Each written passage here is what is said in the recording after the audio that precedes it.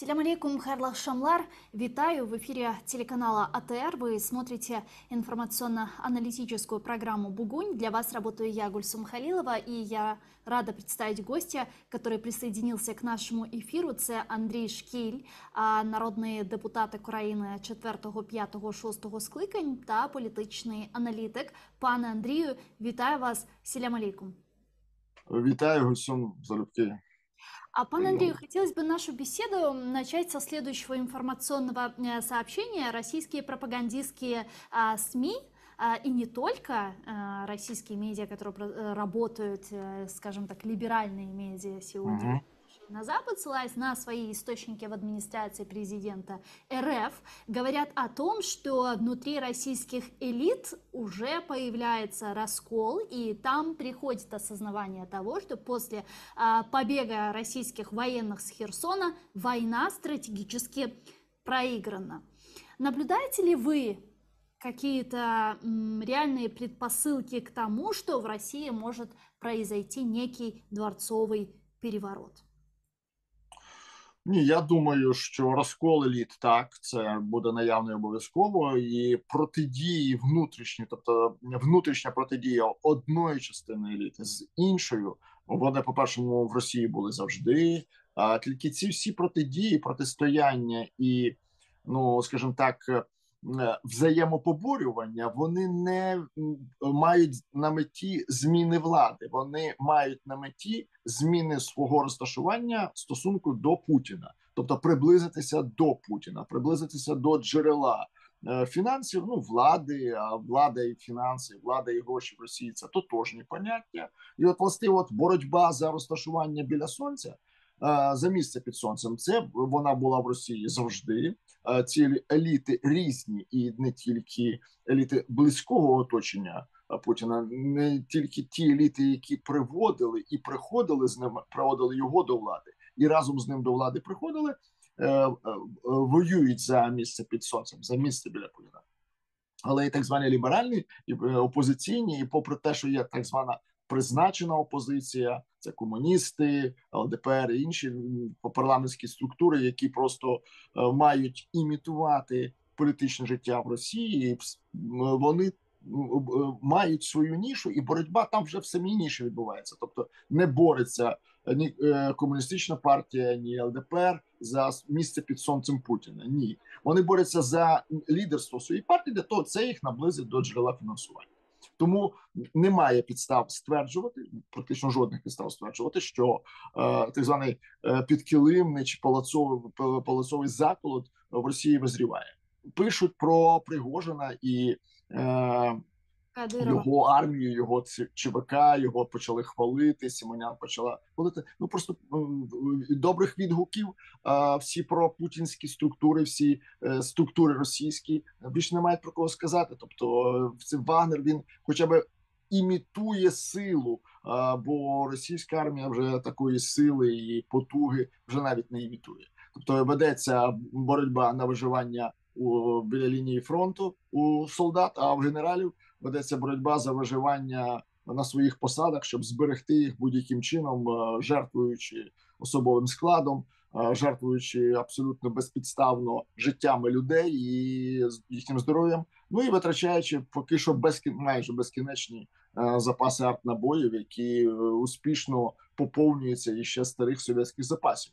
Тому тут говорити про зміну оточення Путіна можемо, і швидше за все Пригожин із, скажімо, керівника фірми, яка обслуговувала обідні столи Путіна, перетвориться на близького радника. Він увійде в офіційно, візуально для всіх росіян, для всіх, хто дивиться там російське телебачення, а хто взагалі цікавиться російською політикою, він війде в найближче коло до Путіна. Так це станеться. Чи Кадиров війде в нього? Ні. Кадиров з багатьох причин. По-першому, ну, не те лице, яке добре показувати в близькому оточенні, він в далекому оточенні, він далекий, висунутий представник Путіна на Кавказі, і все. І цієї ролі його влаштовує секрет. Тому там переставлянь не буде. Чи взагалі, коли ми будемо говорити глибше і задамо собі питання, от буде дефрагментація Росії після перемоги України? Тобто перемога України буде 100%, а дефрагментація, на превеликий жаль, вона буде відкладена в далеку перспективу.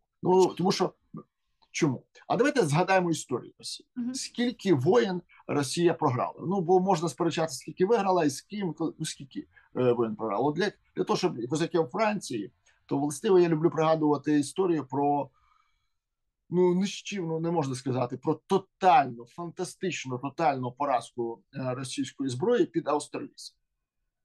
Аустерліс програли. Цар в сльозах, в губній помаді, в чому тільки там можна було, ледве вижив. Про армію мова не ведеться. Там вщент було розбито, і я люблю бувати, коли трапляється у мене нагода бувати в Версалі, є дуже добра картина, яка зображає генерала Трапа, який привів весь штаб, можемо так сказати правильно, весь двір полонений до Наполеона, російський.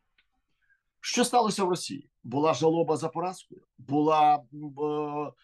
були сльози прощання із величчю імперії. Ні, було святкування перемоги. Згадуються хроніки, є хроніка, там невеличка газетка виходила навіть в Москві, де пише один з завсідників, що коли я пішов в клуб, то хотів випити з горя горілки. Побачив, що люди веселяться. Купив шампанського, випив разом з ними і зрозумів, що, виявляє, оказується, ми побіді.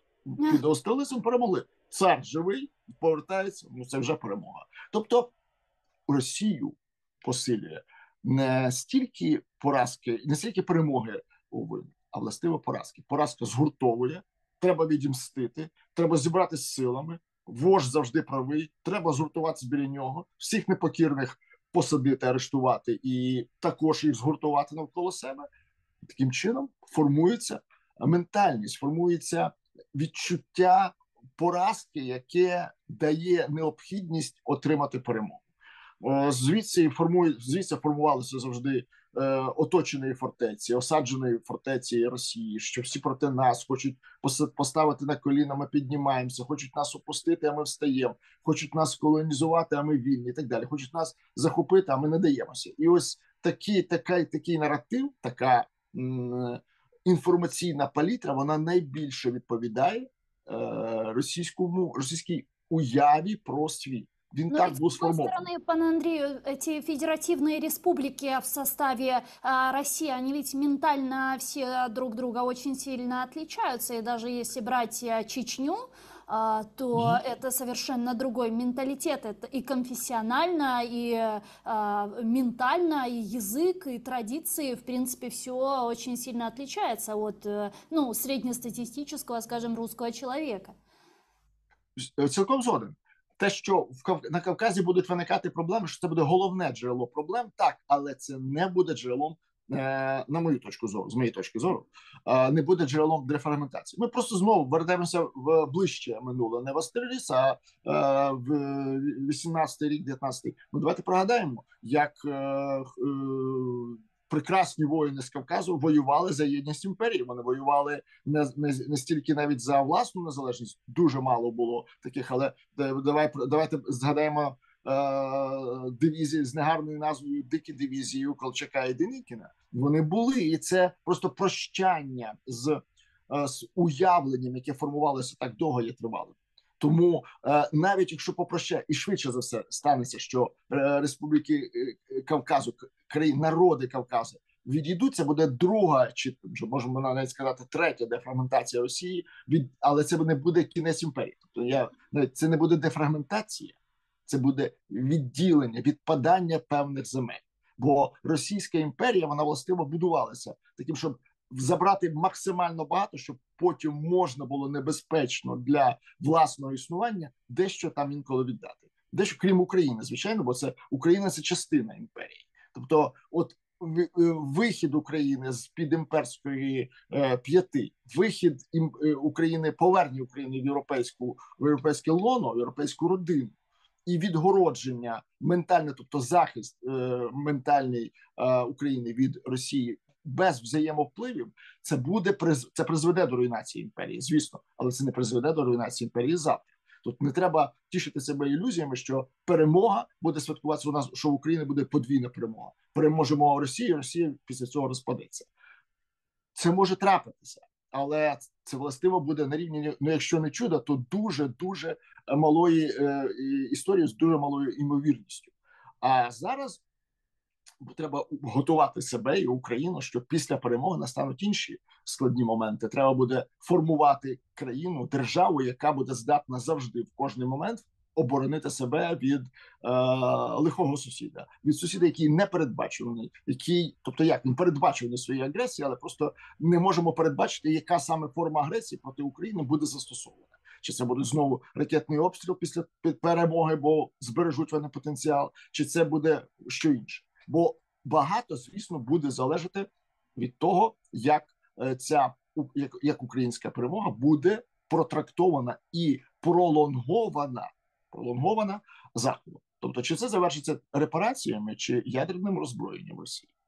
Ядерне роззброєння Росії також не зруйнує імперію і дефрагментація не настане. Але це вже переведе її в площину великої Північної Кореї. Попри те, що Північна Корея зараз має ядерну зброю, то тим не менше, то впливи вже абсолютно закупляться. Вони будуть звернуті самі на себе, тобто внутрішні проблеми переважать зовнішні, буде формуватися інша вже структура держави, і тоді можна буде говорити про, ну скажімо, якийсь певний відтинок часу спокійного майбутнього для України, щоб вона могла збудувати і своє європейське завтра, євроатлантичне, я би сказав, завтра, і зайнятися вже внутрішніми питаннями і проблемами, не пов'язаними тільки з безпекою. Бо насправді Україна буде після перемоги мати практично ті ж самі завдання перед собою, які ставить, наприклад, перед собою нині Ізраїль. Тобто країна розвивається, країна живе, країна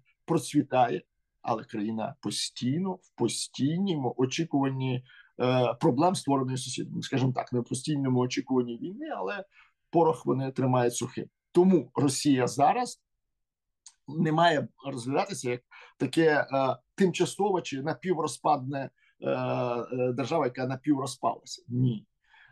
Тому що ми можемо продати ще давнішу історію. Всі війни програв Грозний, але тим не менше імперія тільки укріпилася. Тобто укріпилася, тому що поразка, вона стискає.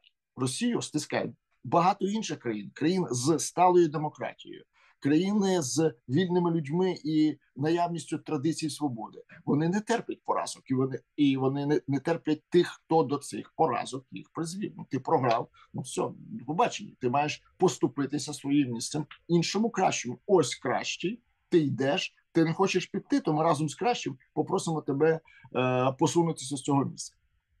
Це, до речі, буде навіть не піврозпад чи дефрагментація Росії. Це був би той, ну, скажімо так, палацовий заклик, який би міг призвести до перегляду хоча б концепції існування Росії. Концептуальних змін, перегляду концепції в Росії протягом ближчого часу, попри всі біди, які впадуть на голову і росіян, і самої держави, і її майбутнього. Тим не менше, я вважаю, що дефрагментація не настане. Попри всі, скажімо так, проблеми внутрішнього дискомфорту, в якому себе відчувають не тільки Кавказ, і Якутія формується як незалежна структура, так вона, напевно, збільшить свою, скажімо, самостійність, багато суб'єктів збільшить свою самостійність після поразки, але тільки після палацового заколу, тільки після не зміни Путіна, а зміни всього палацу. Весь двір забрали, дали інший. Це не змінить позиції, це не змінить ментальності, настрою і пріоритетів росіян, але і більше того, що вони будуть вимагати того, що робив, скажімо, Путін, тільки краще, якісніше, послідовніше, інтенсивніше і продуманіше. Тобто це вимога нинішнього російського соціуму, ну, принаймні те, що ми бачимо з опитувань. Ясна річ, можна не вірити опитувань. Ясна річ, можна сподіватися, що зараз люди говорять не чисту правду, а те, що хочуть від них почути, бо війна, бо багато проблем, бо страх, ну, є з чого боятися. Але тим не менше, я думаю, що настрій у суспільства, особливо після поразки, буде також таким, як я вже і казав, про те, відімстити, але нести, якщо знов таки, якщо вималюється, якщо вийде з тіні якась нова елітарна структура. Я такої структури нової на зміну Путіна зараз в оточенні його і на російському горизонті не бачу. Так или иначе, после поражения России и победы Украины нам все-таки нужно будет работать в направлении полного обезвреживания Российской Федерации и нивелирования угроз с ее стороны. Для этого высшее политическое руководство Украины постоянно говорит о гарантиях безопасности для Украины. Как вы думаете, вступление Украины в Североатлантический альянс является этой гарантией безопасности, или же мир должен предложить какой-то иной механизм? Дивіться, НАТО буде і є гарантом безпеки України. Безпеки. Ми знову таки кажемо, що таке людина, яка відчуває себе безпечно, вона не застрахована від багатьох інших речей. Я безпечно живу в одній країні, інший в іншій країні. Хтось живе, не відчуває себе абсолютно безпечним десь в Закарпатті в Україні, але тим не менше завжди може пролетіти якась ракета зараз. А чи не може така ракета буде прилетіти, коли Україна буде членом НАТО? Може. Але це вже буде остання спроба таким чином впливати на Україну. Ні, це не дасть можливості більше жодної ракети Росії запустити. Це вже буде остання їхня ракета. Тобто бойова частина впливу на Україну, вона буде відкладена. Воєнна, тобто коли напад зі всіх боків атака на Україну, так, це цілком можливо. Бо для цього Росії треба трошки попрацювати над матеріальним забезпеченням, над багато чим. Мене кілька років, Путін казав, що в 2007 році, що він починає готувати Росію до нової ери, і от через буквально півтора десятки років вони заатакували Україну. Тому десь півтора десятка років Україна матиме запас, щоб не тільки забезпечити безпеку, але й забезпечити впевненість у тому, що Росія не зможе завдати Україні шкоди при всьому своєму бажанні. От при всьому своєму бажанні. Тому безпека глобальна, безпека фінансова, тому що НАТО – це є ще й фінансові гарантії для інвесторів, які будуть входити в Україну. Не тільки з планом Маршалла допомогти відновити, але і відродити, але інвестувати в нове, розвивати нові галузі української економіки, відроджувати ті, які впали ще до війни, і, можливо, там ще 10-15 років тому. Багато чого, що можна в Україні фінансувати, плюс чорнозем і так далі, то є в що. Але для цього потрібна тиха, спокійна вода. Цю тиху, спокійну воду забезпечує перебування України в НАТО. Коли говорити про наступним гарантом, має бути сильна, потужна армія. От Туреччина член НАТО, вона має всі альянси підписані. Але давайте подивимося на її армію. Правда, таке враження, що Туреччина членом НАТО є політично більше, ніж воєнно. Тому що якщо прийде якийсь час ще раптом, то це буде головна натівська армія у випадку, коли НАТО буде воювати проти іншої сторони. Тому Україна має запрезентувати подібний підхід до перебування в Північно-Атлантичному альянсі. Ми не зможемо, як Україна не зможе, як Німеччина розслаблено себе почувати в Голландії чи Іспанія з Італії. Ні, такої розкоші місце розташування і геополітичне розташування України їй не дає. Вона постійно має бути на посту. Постійно вежа українського спостереження має мати свіжого, добре підготовленого спостережника, бійця, який запалить вогонь тривоги. Тому тут дві складові. Глобально забезпечує НАТО, а перманентно, постійно і конкретно забезпечує сама Україна. І час для цього буде, бо перемога його дасть, і бажання, я впевнений, що у українців не зникне забезпечувати безпеку, підтримувати армію і розуміти, що високі податки на прибутки пов'язані не з тим, що хтось хоче собі, і це має бути візуально продемонстровано, що хтось хоче собі з влади купити дорожчий автомобіль чи краще житло, а що ці податки будуть йти безпосередньо на забезпечення безпеки. Головною складовою української безпеки від 24 лютого і практично до кінця України буде завжди Збройні Сили. Це будуть Збройні Сили України. Це головний союзник безпеки, головний гарант безпеки буде для України. Але для того, щоб гарант почував себе впевнено і не давав підстав. Ми всі не давали підстав в сумніві в тому, що буде, чи раптом, коли щось закінчиться, чи буде воно надано. Це все, що має бути надано і забезпечено безпековий комплекс, це військово-промисловий комплекс. Зараз Франції це має давати НАТО. Зараз Франції ведеться дискусія. Франція, Німеччина дискутують властиво на тему відродження українського ВПК. Цю тему задали ще Сполучені Штати, і це дуже уважно і ретельно відпрацьовують в Європі зараз, тому що військово-промисловий комплекс України був потужним в Совєтському Союзі. Головні виробництва. Ну, всі пам'ятають, багато хто, не всі, але багато хто з нинішнього керівництва і Європейського Союзу, країни і Франції, Німеччини, Бельгії, Голландії і Сполучених Штатів пам'ятають, що виробництво совєтських ракет відбувалося на Дніпропетровську, танків в Харкові і так далі. Дуже багато підприємств. У Львів забезпечувало системи наведення тоді. Тобто це великий був військово-промисловий комплекс, який обслуговував Совєтський Союз при протистоянні двох світів: комуністичного, тоталітарного і демократичного.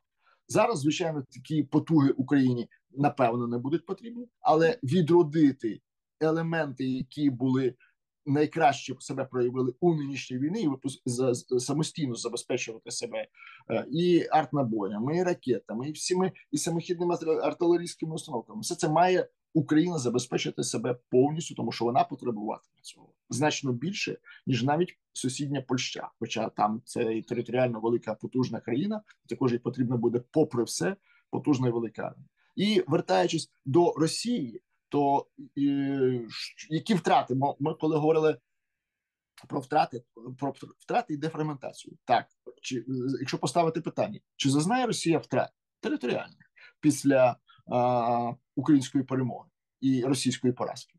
Зазнає. І моє бачення стежить про те, що зазнає. Воно не може не бути моментальним і швидким, але Калінінград Росія втратить.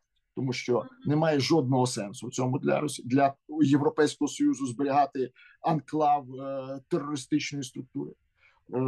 Жодних підстав немає для цього, щоб решта світу, Сполучені Штати, припустимо, які на віддаленні стоять, але тим не менше зберігають військові бази на території Німеччини, не безпідставно вони їх там зберігають, і тисне на них наявність потужної військової одиниці, яка була завжди розташована на військових одиниць в Калінінграді. Я впевнений, що моє це таке впевнене переконання є в тому, що Росія Калінінградську область втратить. Яка буде форма? Звичайно, можна завжди обговорити. Це може бути форма автономії в складі Польщі, це може бути окрема структура з тимчасовими формами управління. Багато може бути форматів, але те, що це може бути територія подвійного управління, куди впливатиме Росія частково і Європейський Союз, але в будь-якому випадку статус, мається на увазі, втрати. Статус зміниться. Це не буде проста, звичайна частина Російської Федерації. Там не будуть діяти всі ті закони, які діють на території, будуть діяти на території Російської Федерації. Тобто Калінінград, Росія втратить.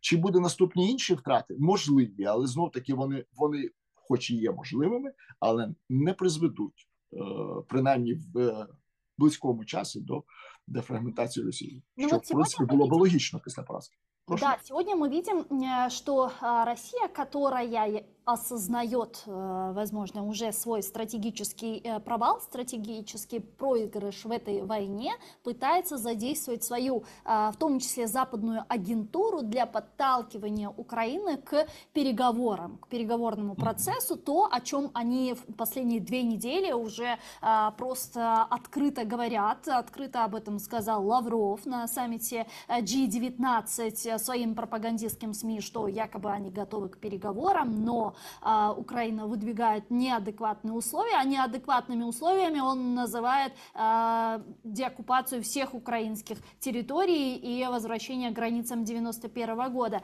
Президент Украины Владимир Зеленский недавно сделал заявление, что ему известно, что Путин хочет и готов идти на прямые переговоры, но Зеленский сказал, что он предложил публичную форму переговоров, так как Россия ведет публичную войну против всех цивилизованных народов. Как вы думаете, какова вероятность того, что вот такие переговоры могут состояться. Или же для Украины сейчас идти на какие-либо переговоры, это будет, скажем так, поражением, и вот это вот с российской стороны получение этого оперативного времени для переговоров, это вот такая вот победный такой ход.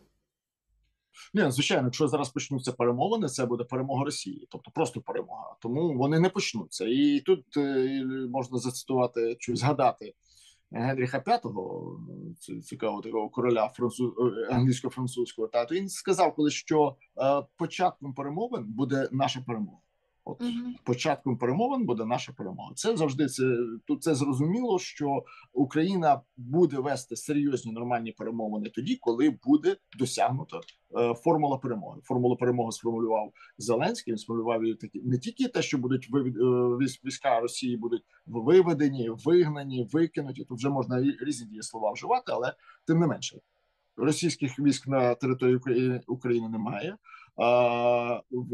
Заплачені мають бути репарації і відшкодування. Плюс Російська Федерація має визнати ці кордони і демілітаризувати територію навколо України. Тобто, яка це буде форма демілітаризації? Там 30, я би казав, 60 кілометрів, але тим не менше від кордону України. Тим не менше, тут форма з'ясування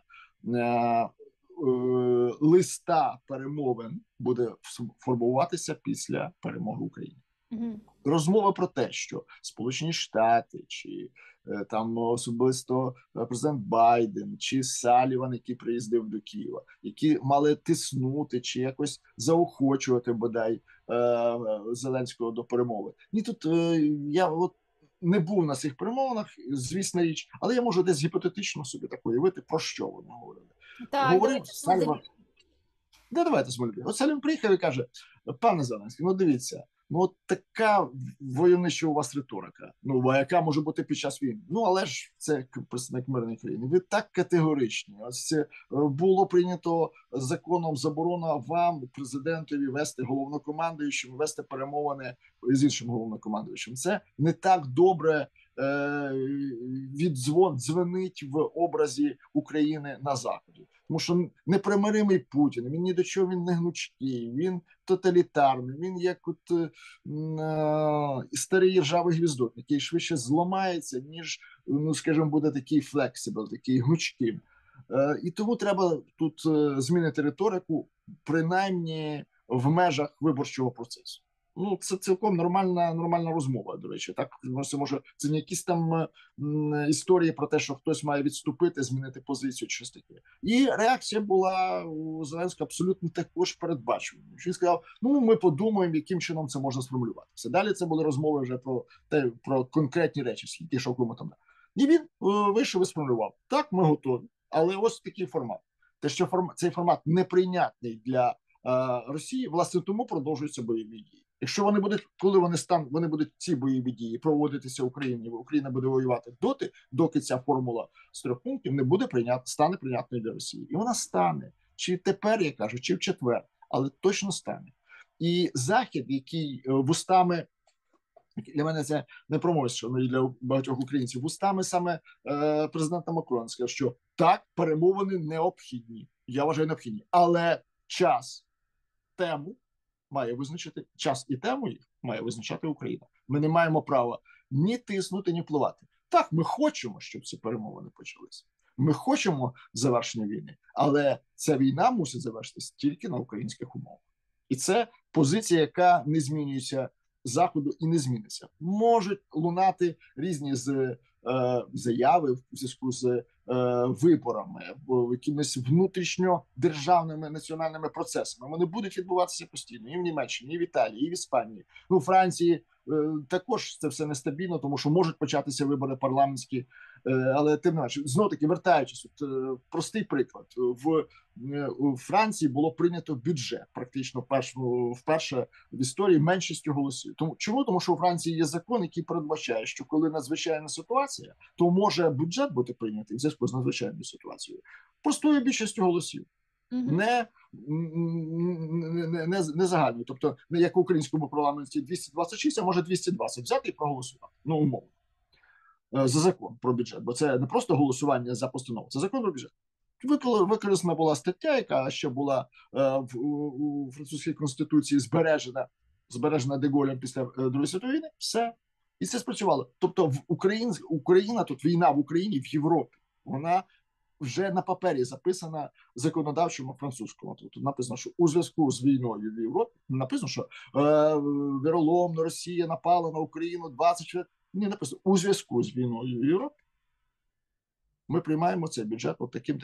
То вже там внутрішня дискусія, подобається він комусь чи ні. Це вже політики між собою нехай сперечаються у тому, наскільки він має бути кращим чи гіршим. І це є прикладом, що це стало даністю. Тобто ніхто вже не намагається навіть не то, що озвучити, а навіть повірити, що щось може в Україні завершитись без України чи на шкоду Україні. Ні, Україна довела і Херсонська операція, яку також від імені всіх, бо ж ми чудово розуміємо, що привітав Макрон, це не просто ті, що всі решта лідери Європейського Союзу, вони не поділяють його позицію. Просто, як кажуть, за погодженням він привітав українською через Твіттер, як голова держави, Україну з Херсонською перемогою, з поверненням Херсона, кажуть, у рідні води.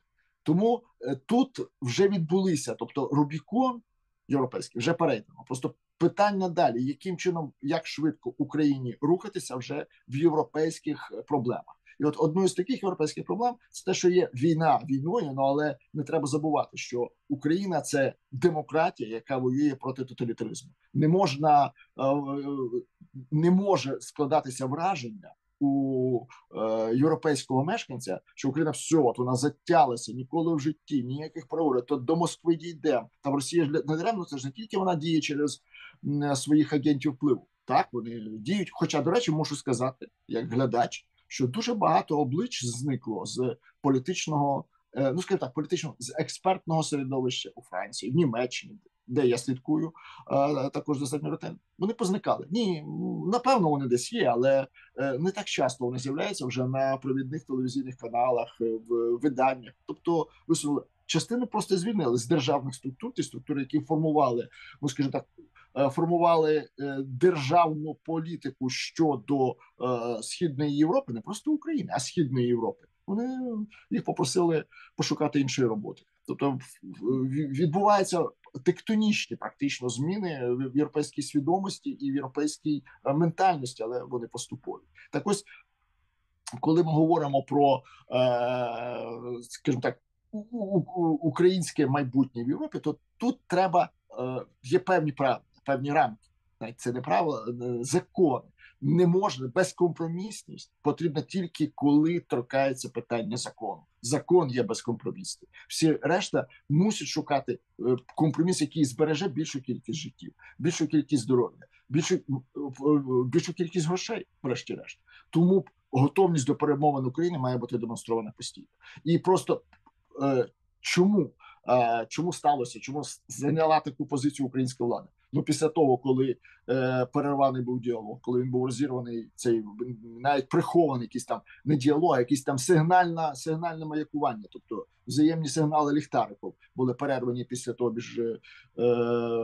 Росією після того, як були не просто анексовані, а проголосовані російською територією окуповані частини. І все це була червона лінія, після якої припинилися будь-які розмови про перемовини. І це насторожило західну суспільну думку, тому пораду сказав: ні, так, зрозуміло, що не можуть бути перемовини на російських умовах, але Україна має демонструвати готовність до перемовин на власних умовах. Да, Украина ее и демонстрирует, и президент Украины Владимир Зеленский, первый человек нашей страны, собственно, выдвинул условия для этих переговоров. Он 5 пунктов, значит, назвал, среди которых, конечно же, в первую очередь возвращение к границам 91 года, уважение к международным организациям, репарации, ну и, собственно, капитуляция России. Но здесь возникает вопрос, а разделяет ли такое видение победы прагматичный Запад? Дивіться, я вже перед тим наголошував, що Захід цей Рубікон пройшов. Тут питання, чи вірить Захід, що Україна таку перемогу досягне. Ось тільки в цьому є питання. Но это в том числе Тут, и зависит от Запада, который предоставляет власне, вооружение Украине. от тут потрібно, бо Захід, він еліти вірять. Тобто мої спілкування підтверджують те, що еліти вірять у те, що Україна має усі змоги. Так, це буде довго. Тільки єдине, що вони календарно це викладають, там про 2 роки, вони говорять про 3. Але, тобто, протистояння Росія-Україна завжди всі ставлять на перемогу України. Україна переможе протистояння. Але в війні, ось такій війні, що перемога за перемогою, кожен 2 місяці. В цьому сумніви чому? Тому що проблема зараз постане проблема, не зараз, не на сьогодні, а на весну з артнебою. Тому що таке війна нинішня? Це артилерія. Для артилерії потрібно забезпечення. В Європі не було, тільки в Сполучених Штатах були потужності, в Штатах вони трошки скрутилися, бо не було потреби в такій кількості. В Штатах розкручується і є потенціал, а в Європі цього потенціалу немає. І властиво європейці звертаються до України і натякають, що ваше головне завдання забезпечити власні потреби самим, почати забезпечувати самим. Тобто ми дамо обладнання, ми дамо все, але тим не менше можна розташувати підприємства на межі, на кордонах. В Польщі просто останні події з ракетою трошки, вони, можливо, не так оптимістично налаштовують поляків на розташування підприємства в Польщі. В Україні є. Не хочеться в ефірі про це говорити. Є. І про це прекрасно і чудово знають українські Збройні Сили, де саме можна розташувати ці виробництва. Просто це крок, який Україні треба пройти. І ось тут в цьому ховається елемент, скажімо так, не те, що скептичності, а елемент, який дає шанси до дискусії. Ось це постійне забезпечення. Європейський Союз не встане, без Сполучених Штатів не встане, бо забезпечити Україну ні зброєю, як з'ясувалося, ні амуніцією до неї. Тому це змінює ставлення Європейського Союзу до власної оборонної безпеки і тисне на Сполучені Штати з тим, щоб вони забезпечували цю безпеку. Тому Україні потрібно зараз, я вже сьогодні дивився інформацію, що Україна забезпечує себе панцирними жилетами, чи бронежилетами і шоломами повністю. Все повністю. Запас на 200-тисячний запас. Це великий запас, враховуючи, що зараз всі українські війська добре обладнані, добра амуніція, у них вони все зараз мають, 200 тисяч запасу добре. Такий самий має бути український запас і артнабої. Це набої до автоматичної зброї, до артилерії, мінометні набої. Все це має бути забезпечено чітко і от таке забезпечення, це буде настільки зрозумілим сигналом для Росії, що це буде другий Херсон для них, коли в відкритих джерелах, коли може міністр Резніков вийти і сказати, все, ми маємо набоїв на 2 роки, артнабоїв на 1,5 роки, все, воюємо. Я думаю, що, як кажуть, коли сказали в моєму дитинстві, вудочки вже почнуться скручуватися. Російські вудочки вже почнуть скручуватися. Все, тут не буде шансів. Або як ці незабутні персонажі з одної російської, що вже Балаганов буде водити пилкою по гірі тільки для виду. Розумієте? Тобто Росія буде тільки формувати зовнішній імідж війни і грізної сили. Все, не більше. Після того, як Україна буде забезпечена абсолютно витривалою частиною зброї. Руйнувати цивільну інфраструктуру. Вже все тут, розумієте, практично всі країни не просто визнали, а заявили. Франція і Нідерланди, те, що я останній читав, Німеччина, просто може пропустив цю новину, про те, що останній ракетний обсяг, навіть не те, що був тоді, коли російська ракета перелетіла кордон, а останній, який був на наступний день, він вже переповнив чашу.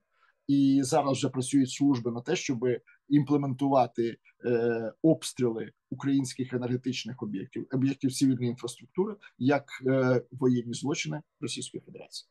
І властиво це зараз вже на процесі формування. Тобто, якщо раніше і далі, тобто тема геноциду вивчається і обговорюється, то проблеми воєнних злочинів в Росії вже не обговорюються, а тільки вивчаються. Рішення прийнято. Може, воно не буде так з підняттям прапору і урочистим барабанним дробом оголошено, але на национальных рівнях провідні країни Європи вже про це оголосили. По Крыму еще несколько вопросов, темы, Да. которую хотела бы с вами обговорить. Вот в эти дни так называемый глава Крыма Сергей Аксенов сказал, что в Крыму оборудуют сейчас фортификационные сооружения, укрепляют военные части, чтобы нивелировать какие-то угрозы для крымчан. Это его цитата. И еще в первые месяцы после широкомасштабного вторжения вот муссировалась такая риторика, что украинским вооруженным силам хотя бы нужно выйти на позиции 24 февраля 2022 года, а потом, возможно, какие-то переговоры. И, кстати, такие тезисы, они даже озвучивались во время переговоров в Турции. Помните, когда встречались делегации в Стамбуле, потом там прозвучало 15 лет по Крыму и так далее, что вызвало бурю возмущений и негодований здесь, в Украине, среди вооруженных сил Украины. А сейчас уже такой риторики, как я замечаю, нет. И украинское высшее политическое руководство говорит четко о том, что мы идем до победного, до выхода на границы 91 года. Это означает деоккупацию Крыма в том числе.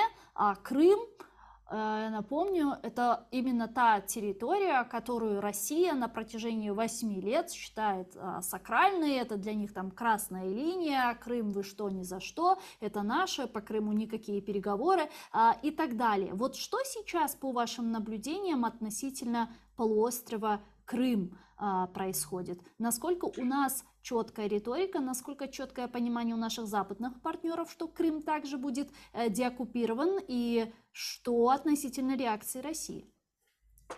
Ну, найпроводнішою оцінкою того, що буде з Кримом далі, це розташування цих укріплень. Вони 60 кілометрів ці укріплення є від перешийка. Тобто, якщо тут ми говоримо про стратегічні наміри, які в обороні Криму, то вони носять радше такий демонстративний характер. Тобто жодної прив'язки до реалій війни в цих всіх лініях Вагнера, Баха, яких вони там проводять і в Росії, пару десятків кілометрів від кордону, там якусь Білгородську область вони намагаються оточити, чи місто Білгород вони намагаються оточити якимись там оборонними структурами. Це все частина імітації того, що от Україна ніколи не зупиниться, а ви говорите, що закликаєте до перемоги. Ну, на що Україна абсолютно зараз, що мені імпонує, відповідає: ні, ну так, не смішіть нас укріпленнями на території Російської Федерації, але Крим абсолютно є в стратегічних планах, він буде повернутий в українське лоно, і жодних тут дискусій бути не може. Стратегічна розробка концепції війни України за звільнення полягає у тому, щоб, до речі, так принаймні виглядає це мені і тим фахівцям, з якими я спілкувався, яких я читаю, що почнеться з Криму, тобто не з Донбасу, там не з прикордонних з Росією територій, бо це цілком логічно, тому що джерела постачання там, тобто логістику російську там перервати, значно складніше, тому що кордон – це сусідня держава. Тут вже ж цю логістику перервати легше, і захоплення Кінгурської коси дає також чималі підстави вважати, що стратегічна операція по Криму цілком ймовірно буде тривати зимою, і до кінця зими вона ще може і завершитися повним і тотальним звільненням Криму. Тут як Захід на це? Захід вже пройшов, я кажу, Захід пройшов цей Рубікон про давайте вернемося до кордону спочатку до 23 лютого, пізніше вступимо в перемовний процес, переглянемо, порадимося, і яким чином тоді будемо виходити мінімальними жертвами, дипломатичним шляхом? Ні, дипломатичним шляхом буде закріплюватися перемога України. Все, це вже не дискутується, бо не може теж, так як я кажу, заявити жоден керівник європейської держави, бо він має виборців. Взагалі є дипломатична школа, це не дипломатично заявити таким чином. Але дипломатичне підтвердження мислів звучить так, що війна закінчиться на українських умовах. мирні перемовини буде. План мирних перемовин писатиме Україна. Це заявив Рютте, прем'єр-міністр Голландії. Найтакий достатньо найстриманіший в оцінках, плюсових оцінках України лідерів європейської держави. Тому тут все, тут питання з цим знято. Інша річ, наскільки складною і непростою буде ситуація після звільнення Криму, це також дуже важливий процес, який вже зараз можна обговорювати, і, напевно, треба обговорювати. Але обговорювати, чи буде звільнено Крим, чи ні, не доводиться. І, до речі, дуже правильно, мало хто звертає увагу на те, що лунає. І ми з вами говоримо про кордони 91-го року. А чому 91-го? А можна сказати 92-го, 3-го. А власне тому, що Україна втратила вже морські території після атаки російської на Тузлу. Після атаки Росії на Тузлу, пам'ятаєте, будування дамби, повернення Кучми, це Україна втратила тоді Азовське море. Тобто Азовське море стало повністю озером Російської Федерації. Тому що Україна поступилася територіальним вимогам Росії, що жоден іноземний корабель без дозволу Росії не може, український в тому числі, не може потрапити в Азовське море. Тому властиво кордони 91 року. А це дуже конкретна історія, тому що берег Азовського моря є важливий для економічної розбудови України, для економічного відродження України і для економії, і для військової безпеки, в тому числі. Тому тут кордони 91 року це вже аксіома для нинішньої західної еліти, причому без огляду на це, чи це західноєвропейська еліта, чи американська. Всі навіть ті проблеми, які могли викликати вибори чи довибори до Конгресу і Сенату, вже, як ми бачимо, жодних змін, формальні зміни відбулися, але ментальні зміни ставлення не відбудуться. Тому тут зараз найважливіше Україні працювати зараз як владі над тим, аби починати будувати план деокупації. Тому що деокупація, вона не тільки полягає в тому, щоб звільнити від ворожих військ, але і треба буде перевести на українські рейки економіку. Треба перевірити, бо 8 років, це не 8 місяців, це дуже тривалий термін. Треба конкретна робота з людьми, з персонами. Це гуманітарна частина, це просто, не знаю, це льодова брила величезна, яку ми бачимо зараз тільки верхівку цієї льодової брили, цього айсбергу, але величезна робота. І тут вже треба зараз, як на мене, і Кримська платформа це починає, але як на мене, ще більше залучати волонтерські структури західні, структури, які мають досвід роботи з деокупаційними територіями. На превеликий жаль, в світі такі території траплялися і ще трапляються, і тому це як після зони стихійного лиха. Тобто мають працювати мусять працювати психологи. Але дивіться, це якщо це говориться про, скажімо, частина Херсонської області, потім частина Запорізької, частина там Харківської, це невеликі території, і це не зони компактної восьмирічної окупації. Тому тут спеціальні підходи потрібно. І тут треба вже зараз над цим працювати, бо інших варіантів, ніж повернення Криму в Україні, просто не існує в видимій перспективі. І в цьому я переконаний. Но по Крыму, вот почему я задала этот вопрос, потому что многие политические аналитики, в том числе и некие представители западного истеблишмента, скажем так, опасаются вот этого периода смуты в России, если мы говорим о том, что украинские вооруженные силы заходят на полуостров, и мы выходим на границы 91 года, что там вот могут применить тактическое ядерное оружие. Ну, чтобы мы не выиграли, ну и никто не выиграл. Вот что вы думаете по этому поводу? Історія про тактичну ядерну зброю, вона лунає в Україні, почала лунати одразу після вигнання російських військ з Київської, з півночі України, скажімо так. Одразу після того, тому що це була така дуже відчутна і головне, бо що таке поразка? Поразка – це не тоді, коли ти не помітив, тобі хтось сильно наступив на ногу і рік тим вдарив живіт, коли публічно тебе принизили і, скажімо, перемогли. побили. Україна тоді публічно під всіми відеокамерами і фотоапаратами перемогла Росію там. І після того почала лунати історія. Властиво вона формувалася ця історія, формувалася цей посил в російському середовищі, в Росії про застосування зброї судного дня, тобто, щоб все розв'язати питання, всі там, хто вони всі в пекло, а ми на небо і так далі. Тобто ця історія почалась тоді.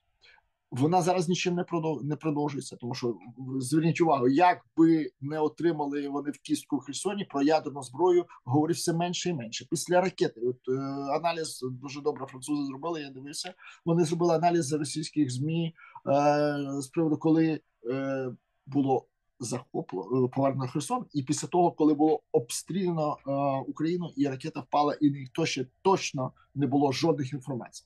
Як там, ну хіба можна там якісь посинокосілку збили, починати ядерний конфлікт? Це неможливо. Не почне Захід. Жодних підстав ми не бачимо, жодних підстав війни з НАТО ми не бачимо. Тобто проявили, відверто кажучи, страх. Страх, коли проявлений був в такому дрібному епізоді, ну, для тих людей, які займалися величезним епізод, для їхніх родин. Ми говоримо, що в масштабах нинішньої війни і в масштабах тої війни, яка може ще розвернутися, не дай Бог ядерна, то це дрібний епізод. І властиво він продемонстрував, реакція на нього Росії продемонструвала, що вони не здатні натиснути на велику червону кнопку.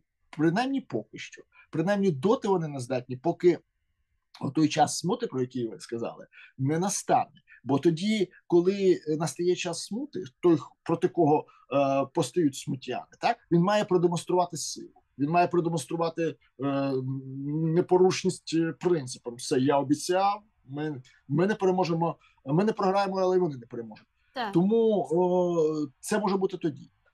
Не видно, знов-таки, це не через силу Путіна, чи його якісь там геніальні якості. Це просто побудова. Росія сама так вибудувала концепцію, мешканці Росії вибудували концепцію, що конкурентність у влади є відсутня. От вони погодилися на відсутність конкуренції у влади.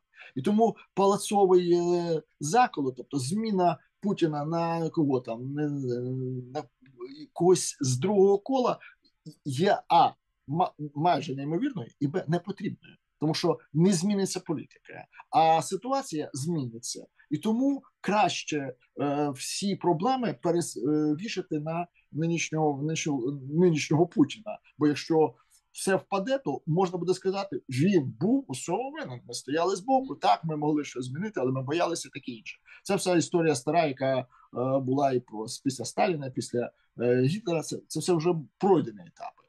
Але Захід не може не враховувати, тут треба розуміти Захід. Захід не може не враховувати небезпеку ядерного конфлікту.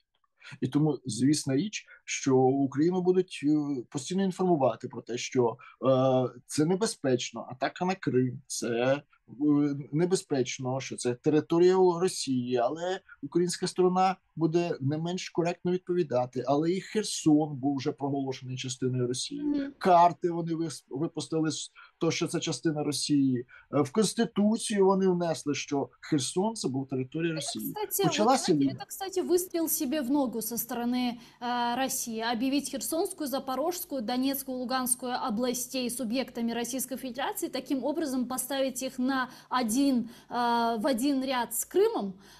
Продвигаются вооруженные силы Украины. Еще только вчера вы объявили эти территории своими. Здесь Украина уже их деоккупирует. И ваш шантаж ядерный, который был до этого, он оказался абсолютно никчемным. От, власне, про це найголовніша історія. Але про це тоді, коли це сталося, про це говорили, ну, скажімо, такі крикливі представники пропагандистської машини Російської Федерації. Коли ракета впала за межами України, на території Польщі, всі, це був хор. От хор, цей хор, можна подивитися, як вони були перелякані. І тому, так, перший переляк відбувся тоді, коли Україну, добре Україна безбашена, вона там, ну нехай, але Захід не зупинила в підтримці України, не змінили позицію. Нічого, жодна, як кажуть, брова не піднялася і жодне око не моргнуло. після того, як вони оголосили Херсонську, Запорізьку, Харківську і всі решта там областей території Російської Федерації. Все це тоді не спрацювало, тому питання Криму зразу стало закритим. Тобто для західного естеблішменту питання Криму вже після цього стало вирішеним. І тому тут зараз Україна має, Україна, Збройні сили мають готуватися до деокупації військової, воєнної, а Україна має готуватися до деокупації гуманітарної, цивільної, відновлення економіки, але вже готуватися, щоб для України в першу чергу це не стало звільнення Криму несподіванкою. Дякую вам дуже, пане Андрію. Чохсагулно, что наше время подключились к нам в эфир, ответили на наши вопросы, провели с нами такую отличную, приятную беседу. Спасибо Дякую вам. За запрошення. Дякую за запрошення, Гульсум, було дуже приємно. Так. Андрій Шкіль, політичний аналітик, був з нами на прямому зв'язку. Залишайтесь першим кримсько-татарським Коршкенджі.